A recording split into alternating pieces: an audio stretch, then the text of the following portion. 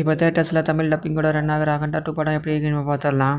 இந்த படத்தோட ஸ்டோரியை சிம்பிளாக சொல்லணும்னா, டிபேட் ஆர்மி இந்தியாவை பழிவாங்க நினைக்குது. அதுக்காக இந்தியாவில் ஒரு வைரஸை பரப்புகிறாங்க. அந்த வைரஸ்க்காக இந்தியா வேக்சின் கண்டுபிடிச்சாலும் அதையும் தடுக்க முயற்சி செய்கிறாங்க. ஸோ நம்ம பாலியா உள்ளே இறங்கி அந்த டிபேட்டுக்கு போய் அந்த ஆர்மியை காலி பண்ணாரா இல்லையா, அதுக்கப்புறம் என்ன நடந்தது, இதுதான் அந்த படத்தோட ஒன்லைன் ஸ்டோரி.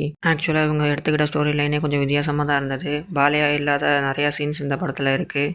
பாலியாவுக்கு இந்த படத்தில் double role. Normal Balayya screens கம்மி, அகோரி பாலியா தான் இதில் மெயின். இன்டர்வல், கிளைமேக்ஸ், மேஜரான ஃபைட்ஸ் இவருக்கு தான் இருக்குது. ரெண்டுமே பாலியா பிரித்து மேய்ஞ்சிட்டாரு. கிளைமேக்ஸில் ஒரு ஃபைட் சீன் வரும். இந்த சைடு நம்ம பாலியாவும், அந்த சைடு 1000 பேருக்கு மேலே டிபேட் ஆர்மிலாம் இருப்பாங்க. அந்த டிபேட் ஆர்மியை அடித்து துவம்சம் செஞ்சுருவார். இந்த படத்தை பார்க்கணுன்னா லாஜிக் மிஸ்டேக்கில் நான் பார்க்க மாட்டேன். ஃபுல்லாக ஒரு ஜாலியான ஃபேன் மோடில் இருந்தால் போதும் அப்படிங்கிற உள்ளவங்களுக்கு இந்த படம் செட் ஆகும். மித்தவங்களுக்கு கஷ்டம்தான். இந்த படத்தோட தமிழ் டப்பிங் நல்லாயிருக்கு. ஓவராலாக பாலியாவோட மாஸ் உங்களுக்கு பிடிக்கும்னா இந்த படத்தை ஒன் டைம் ட்ரை பண்ணி பாருங்கள். நான் சொன்ன இன்ஃபர்மேஷன் உங்களுக்கு ஓகே வந்தால் ஷேர் பண்ணி சப்ஸ்கிரைப் பண்ணிக்கோங்க.